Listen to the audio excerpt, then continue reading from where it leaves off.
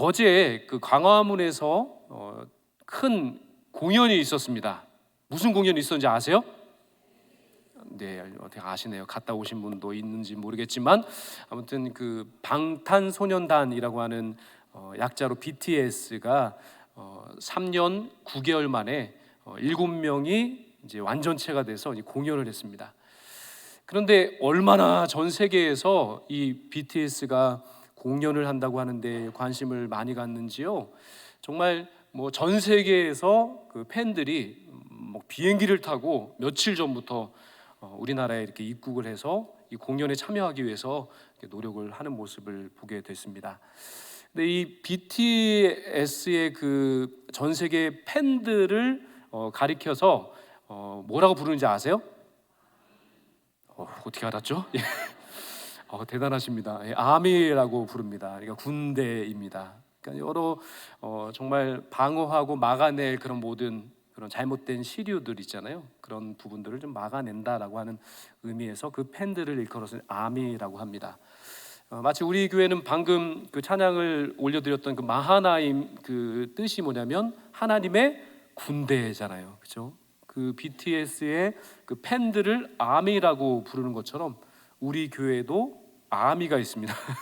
마하나임, 그러니까 하나님의 군대로서 또 세상의 문화와 또 노래와 찬양을 그렇게 하나님께 영광 올려드리면서 또 이끌어가겠다라고 하는 취지로 우리 교회가 이렇게 찬양을 또 올려드리고 있고요.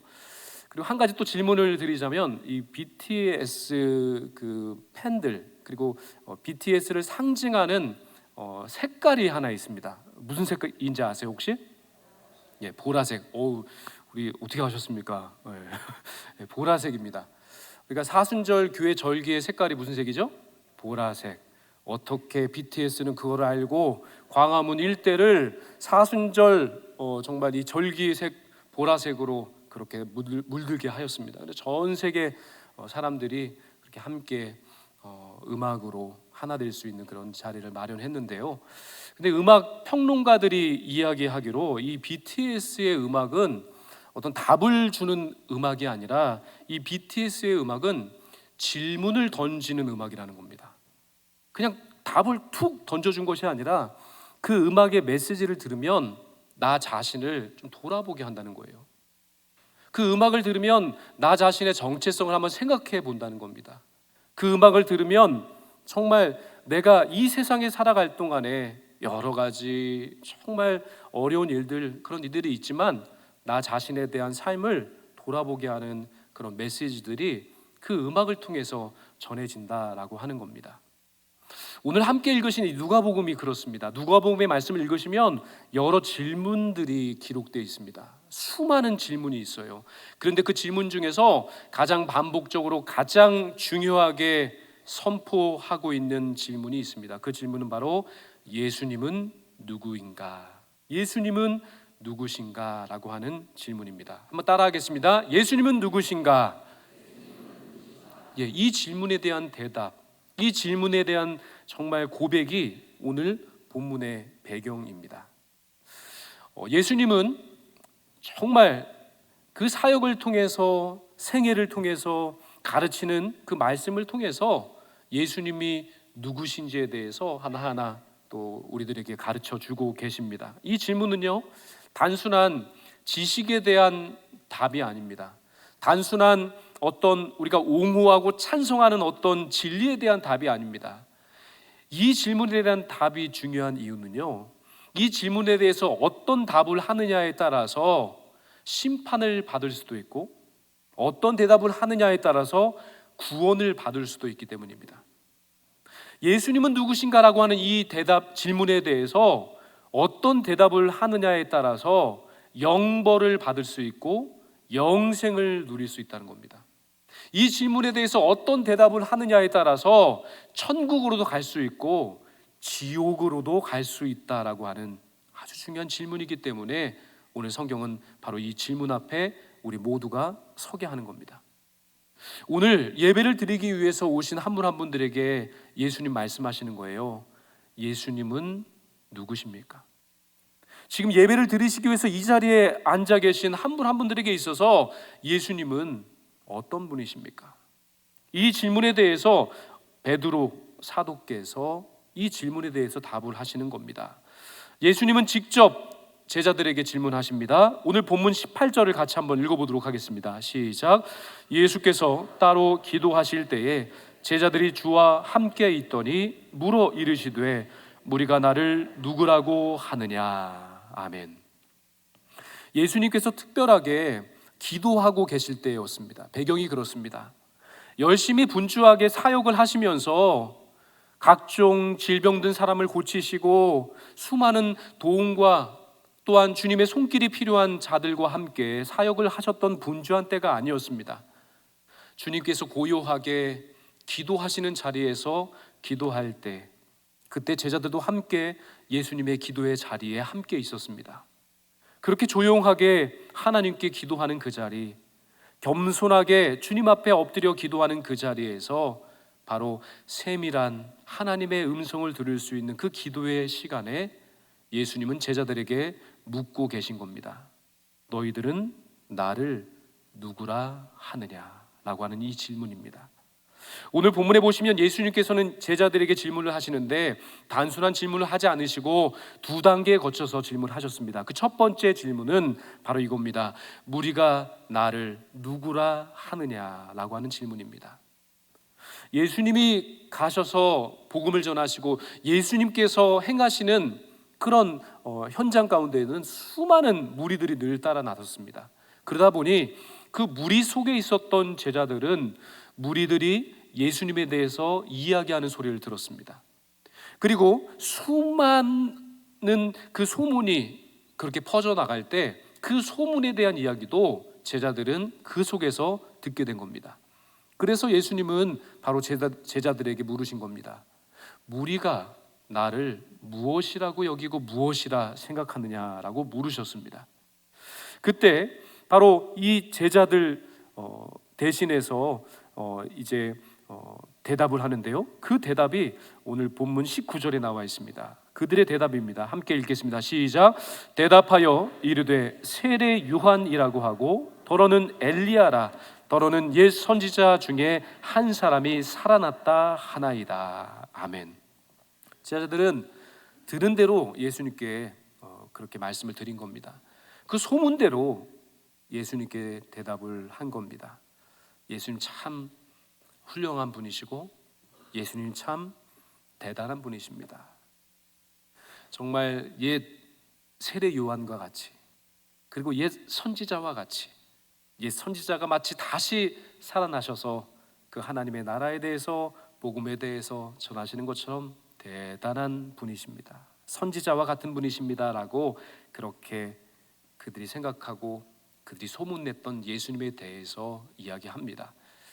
정말 그 범주를 사람들이 생각하는 그 범주를 벗어나지 못하는 그런 예수님에 대한 대답인 것이죠. 그러나 그 대답을 들으신 후에 예수님은 바로 두 번째 단계의 질문을 제자들에게 하시는 겁니다. 그것은 사람들이 뭐라 하느냐가 아니라 너희들은 나를 어떻게 생각하느냐라고 하는 질문입니다. 오늘 보면 20절 상반절 말씀에 이렇게 예수님 말씀하셨습니다. 예수께서 이르시되 너희는 나를 누구라 하느냐. 예수님에 대해서 우리가 생각하는 것, 예수님에 대해서 우리가 받아들이는 것, 지금 예배당에 앉으셔서 예배드리고 계신 한 분 한 분들이 정말 무리가 다른 사람이 고백하는 그 고백이 아니라 내가 생각하는 예수님, 내가 경험한 예수님, 그 예수님은 어떤 분입니까? 라고 하는 질문, 그 질문 앞에 우리 모두가 서 있는 겁니다. 이 질문 앞에서 바로 베드로 사도께서 나서서 그렇게 대답을 합니다. 그 말씀이 오늘 본문 20절 하반절에 나와 있습니다. 이렇게 대답합니다. 하나님의 그리스도시니이다. 이 똑같은 베드로 사도의 대답이요, 마태복음 16장 16절에 나와 있어요. 외우기도 쉽잖아요. 마태복음 16장 16절에 나와 있는데요. 주는 그리스도시요 살아계신 하나님의 아들이시니이다 라고 정확하게 기록되어 있습니다. 오늘 본문에는 하나님의 그리스도시니이다 라고 그렇게 베드로 사도가 대답을 했고요. 바로 마태복음에는 좀 더 구체적으로 대답을 했습니다. 근데 이 대답이 구체적이든 아니면 아주 핵심만 한 대답이든 간에 이 대답 고백에 중요한 핵심적인 단어 한 단어가 있습니다. 그 단어가 뭐냐면 그리스도입니다. 그리스도. 이 그리스도라고 하는 헬라어의 뜻은 뭐냐면 기름 부음을 받은 사람이라는 뜻입니다. 기름 부음을 받은 사람. 구약부터 시작해서 하나님은요, 특별한 어떤 사명을, 특별한 일을 맡기실 때 기름을 부어서 사람을 세웠답니다. 이렇게 기름을 부어서 세운 정말 귀한 직분 세 가지가 있는데요, 그 직분이 바로 왕과 제사장과 선지자, 이 세 직분에 있어서는 반드시 기름을 부어서 그렇게 세우게 되었다라고 하는 것이죠. 그래서 그리스도라고 하는 말은 단순히 위대한 사람, 그것이 아니라 하나님의 구원 역사에 함께 동참하여 그 구원의 역사를 이루는 구원자라고 하는 뜻이 담겨져 있는 겁니다. 그래서 이스라엘 백성들은요, 참 오랜 기간 동안에 다윗의 자손 가운데 하나님께서 직접 기름 부어 세우시는 그리스도, 그가 왕으로 나타나 세상을 심판하시고 다스릴 것을 기대하며 살았습니다. 누가복음은 이미 처음부터 이 사실을 분명히 선포하면서 이 누가복음의 복음을 전하고 있습니다. 실제로 예수님 탄생하실 때의 그 기록이 누가복음 2장에 기록되어 있는데요, 그때 천사들이 이 목자들에게 나타나 이렇게 선포했습니다. 누가복음 2장 11절의 말씀을 같이 한번 읽어보도록 하겠습니다. 시작. 오늘 다윗의 동네에 너희를 위하여 구주가 나셨으니 곧 그리스도 주시니라. 아멘. 이미 그 다윗의 동네에 주님께서 약속하여 주신 그리스도, 그 구주가 나실 거라고 이미 천사를 통해서 목자들에게 선포한 바 있는 말씀입니다. 그 전하시는 말씀으로, 그 행하시는 이적으로, 그 행하시는 능력으로 하나님의 그리스도이심을 누가복음 곳곳에는 그 능력의 하나님의 말씀을 선포하고 있습니다. 그리고 마침내 바로 사도 베드로의 그 입술을 통해서 주는 그리스도시요 살아계신 하나님의 아들이시니이다라고 하는 이 믿음의 고백이 고백되게 하신 것이죠. 저희들은 한 가지를 분명히 알아야 합니다. 주님을 단지 능력 있는 분, 좋은 분으로 말하는 것과 예수님을 그리스도라고 고백하는 것은 하늘과 땅의 차이입니다. 우리가 주님을 믿는다는 것은 좋은 분, 위대한 분, 능력 있는 분으로 예수 그리스도를 믿는 것이 아니라 주 예수 그리스도를 그리스도로 믿고 따라야 하는 줄로 믿습니다. 이것이 분명해야 합니다. 우리가 주님께서 나의 삶에 있어서 진짜 그리스도, 즉 주인이 되어 주셔서 저희들에게 조언만 하시는 분이 아니라 저희들의 인생 전체를 송두리째 주님께 맡겨드릴 때 주님께서 우리의 삶을 주관하시고 주님께서 이끌어 주시는 삶, 그 삶이 진짜 바로 우리가 그리스도이십니다. 주님은 정말 나의 삶에 있어서 그리스도이십니다라고 하는 것을 고백하고 선포하는 삶이 되는 겁니다. 예수님은 그냥 멀리서만 바라보시면 위대한 분, 나에게 어느 정도의 위로가 되고 어느 정도의 도움이 될 수 있는 분으로 여기시면 안 됩니다. 절대 그 단계에 머물러서는 안 됩니다. 베드로 사도와 같이 주는 그리스도시요 살아계신 하나님의 아들이십니다라고 하는 이 고백에까지 나아가야 할 줄로 믿습니다.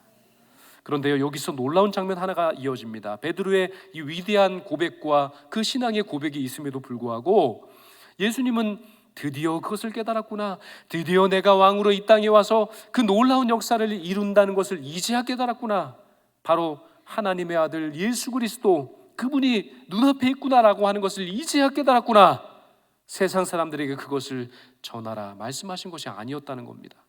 우리가 생각하는 것과는 완전히 다르게 오늘 본문 21절은 이렇게 예수님 말씀하시는 겁니다. 이렇게 경고하시는 겁니다. 21절을 같이 한번 읽어보겠습니다. 시작. 경고하사 이 말을 아무에게도 이르지 말라 명하시고. 와, 주님께서 그리스도이시고 하나님의 아들이라는 사실은요, 땅끝까지 선포해야 되고 땅끝까지 전해야 되는 사명이요 복음입니다. 그런데 예수님은 지금 사도 베드로에게 경고하시면서 입을 꽉 다물고 있으라고 하는 겁니다. 왜 그런지 아십니까? 왜냐하면 사람들이 그리스도라고 하는 이 말 앞에, 사람들이 이 그리스도라고 하는 단어를 들었을 때 떠올리는 이미지가 있었다는 겁니다. 주님께서 십자가를 지시기 위해서 모진 고난과 고통을 다 당하시고 십자가에 돌아가셔서 영원한, 또한 저주로부터 우리를 구원하신 그 십자가의 길을 떠오르는 것이 아니라, 그리스도라고 하는 이 말을 사람들에게 전하면 사람들은 그 이미지가 아니라 바로 정치적인 해방자로서의 그리스도를 떠올린다는 겁니다. 로마를 완전히 무너뜨리고 그 백성을 다시금 자유롭게 하는 해방자로서의 그리스도를 떠올린다는 겁니다. 이스라엘 중심의 왕국을 다시 온전하게 회복하고 세울 수 있는 왕 중의 왕을 사람들은 떠올렸다라고 하는 겁니다. 그러나 예수님께서 오신 목적은, 예수님께서 그리스도가 되신 목적은 사람들이 떠올리는 그리스도의 이미지하고는 달라도 너무 달랐던 겁니다. 예수님 가실 길은요, 고난의 길을 통해서 영광에 이르는 길이었기 때문입니다. 왕으로서 영광을 받으시기 전에 먼저 우리 주님께서는 그 십자가의 고난과 역경과 고통과 아픔을 그렇게 참아내셔야 했던 겁니다. 그 고통이 이렇게 표현됩니다. 오늘 본문 22절을 함께 읽겠습니다. 시작. 이르시되 인자가 많은 고난을 받고 장로들과 대제사장들과 서기관들에게 버림받아 죽임을 당하고 제3일에 살아나야 하리라 하시고, 제자들을 경고하시고 더 이상 말하지 말라라고 하신 이유가 여기 있는 겁니다.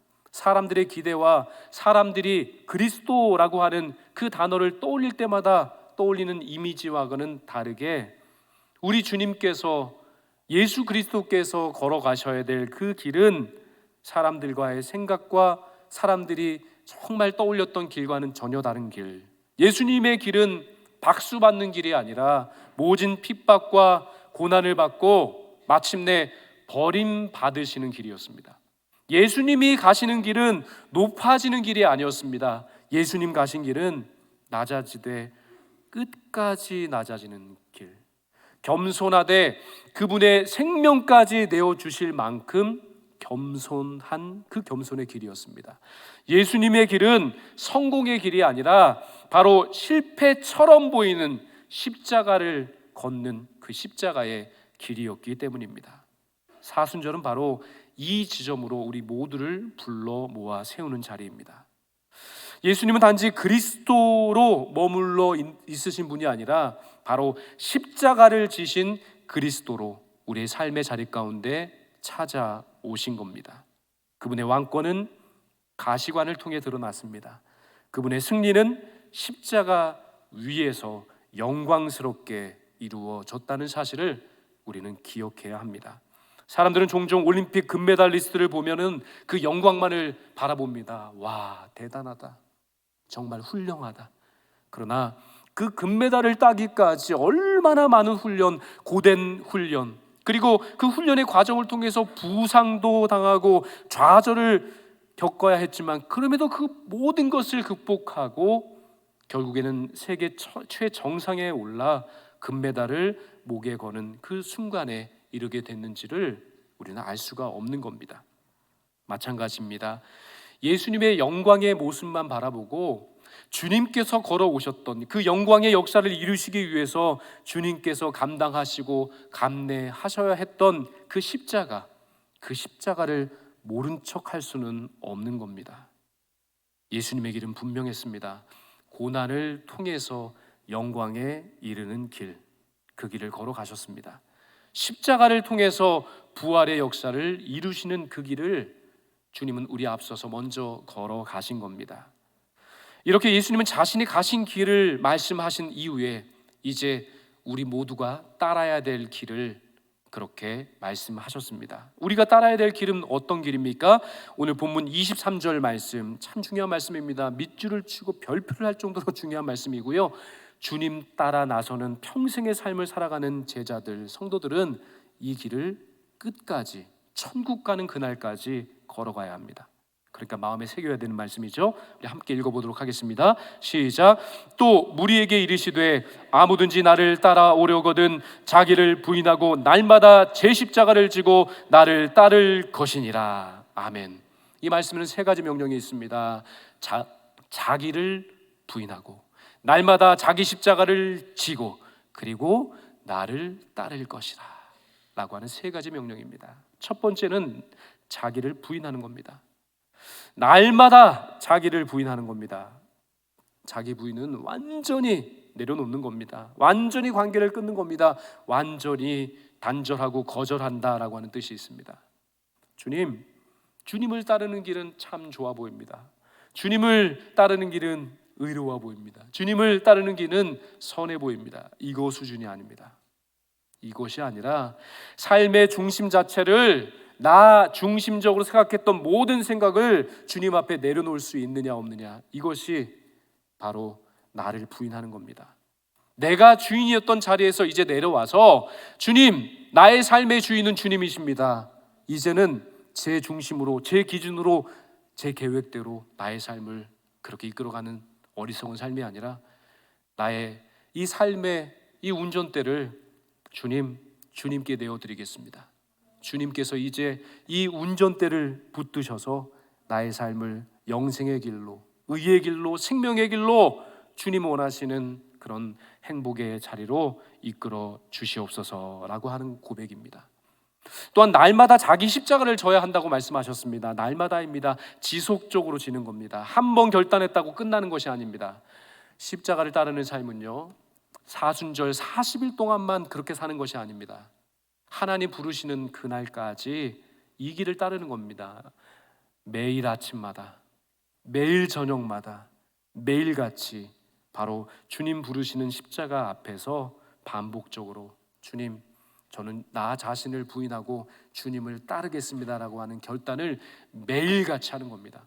눈 뜨면 하는 겁니다. 잠자리에 들기 전에 하는 겁니다. 주님, 저는 날마다 주님을 따르겠습니다. 더 놀라운 것은 이겁니다. 바로 나의 십자가를 진다는 겁니다. 날마다 나의 십자가를 지고 주님을 따르는 겁니다. 남의 십자가는 관심 두지 마세요. 남이 어떻게 주님을 따라가는지에 대해서는 관심을 끄시기 바랍니다. 나의 십자가를 지는 겁니다. 다른 사람의 평가가 그래서 중요치 않은 겁니다. 바로 내게 주어주신 바로 나의 십자가를 내가 달게 지고 주님의 그 걸어가신 발자취를 한 발자국 한 발자국 따라가는 겁니다. 이 말이 무엇일까요?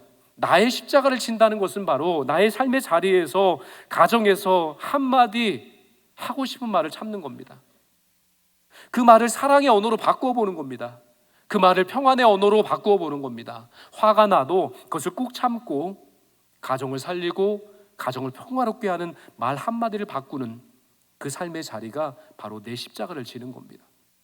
직장에서, 사업장에서 그렇게 조금 손해를 보더라도 이것은 주님께서 원하시는 바이구나 라고 하는 그 뜻이 밝히 드러나 있다면 조금 손해를 보더라도 주의 뜻을 쫓아 사는 결단을 하는 것, 직장에서, 사업장에서 그 결단을 하고 그 길을 걸어가는 것이 바로 나의 십자가를 지고 주님을 따르는 방법입니다.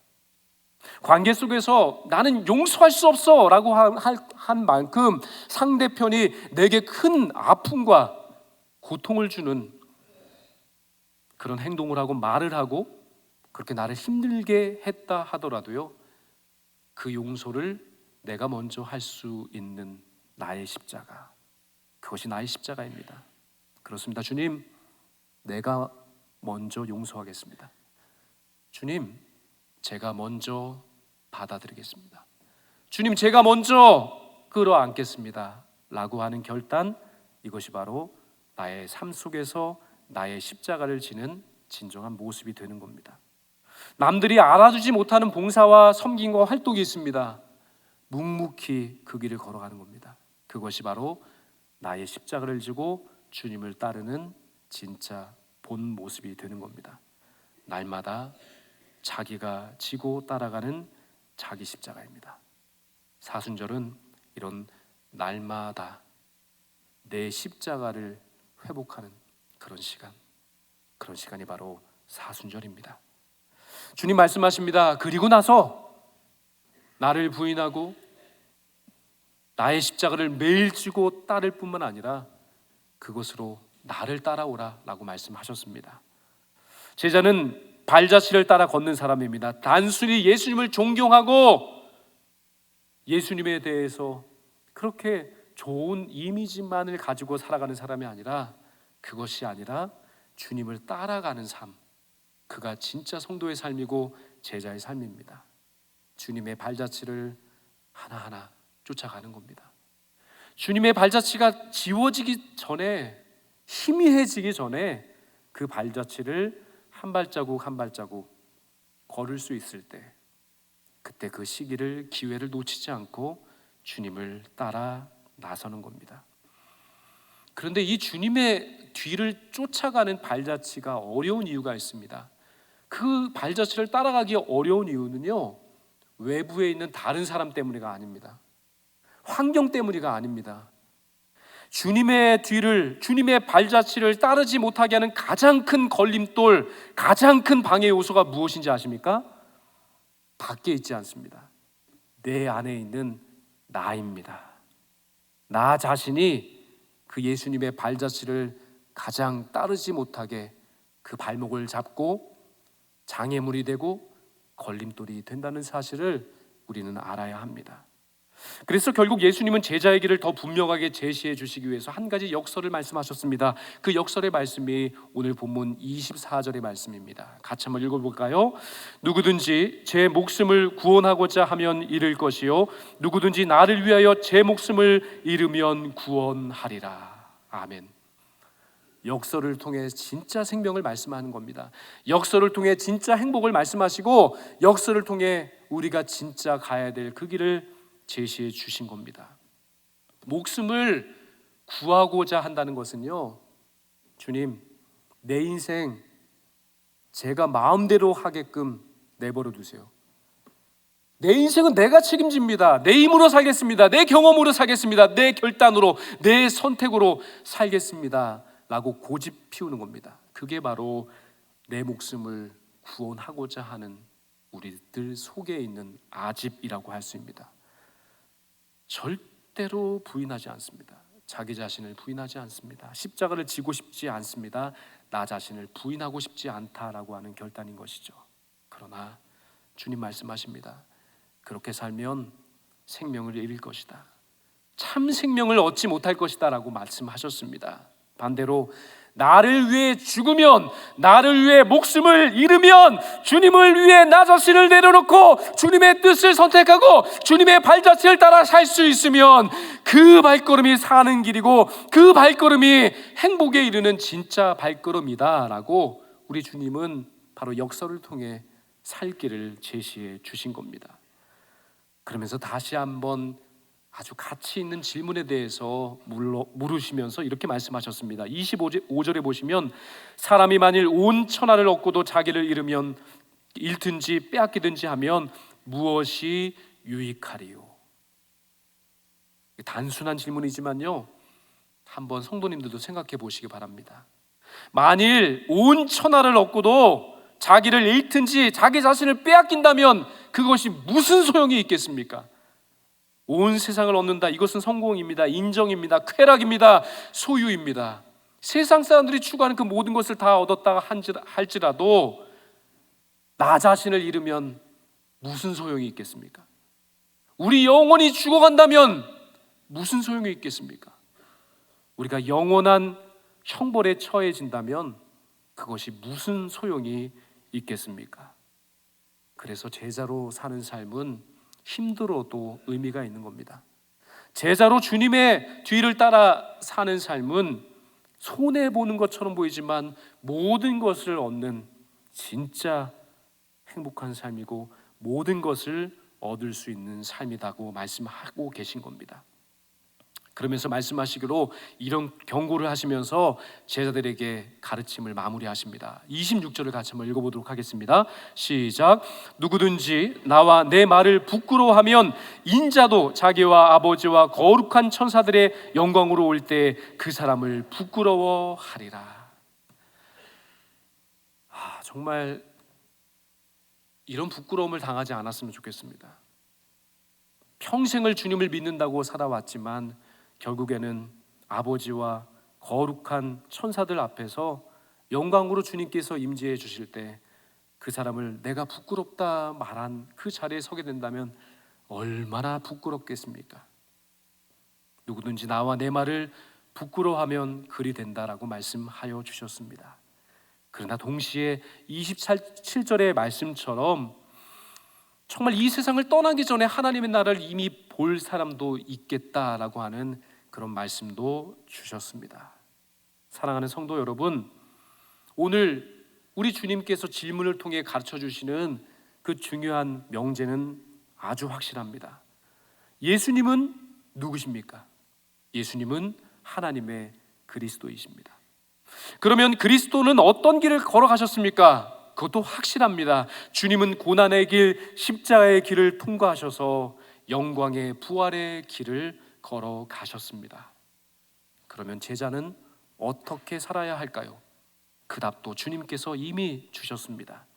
자기를 부인하고 날마다 자기의 십자가를 지고 결국에는 예수님의 발자취를 따라 살아야 한다라고 하는 답을 주셨습니다.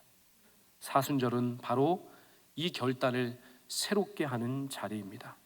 나는 여전히 내가 주인으로 살고 있지는 않습니까? 나는 십자가를 피하려고 십자가를 부끄럽게 생각하고 있지는 않습니까? 나는 예수님의 길을 실제로 따르고 있습니까? 아니면 그 예수님의 길을 피해 걷고 있습니까? 오늘 예수님은 저희들에게 되물으십니다. 너는 나를 누구라 하느냐? 그리고 동시에 또 말씀하십니다. 나를 따라오려거든 자기를 부인하고 날마다 제 십자가를 지고 나를 따를 것이니라 말씀하셨습니다. 물론 이 길은 쉬운 길이 아닙니다. 십자가의 길을 따르는 것이 어찌 쉬운 길이라 말할 수 있겠습니까? 그러나 이 길은 가장 행복한 길이기 때문에 주님께서 이 길로 우리를 불러 모아 주고 계신 것입니다. 잠시 만족함을 붙드시겠습니까? 아니면 영원한 행복, 영원한 만족을 붙드시겠습니까? 오늘 저희 모두가 이 베드로 사도처럼 고백하기를 원합니다. 이 베드로 사도처럼 참 제자의 삶을 살고 그 기쁨을 누리기를 원합니다. 그러므로 이제 베드로 사도의 고백처럼 우리 자신을 부인하고 날마다 자기의 십자가를 지고 주님 걸어가신 그 주님의 길을 끝까지 따르는 참 제자의 삶을 살아가시는 우리 모두가 되기를 주님의 이름으로 축원합니다.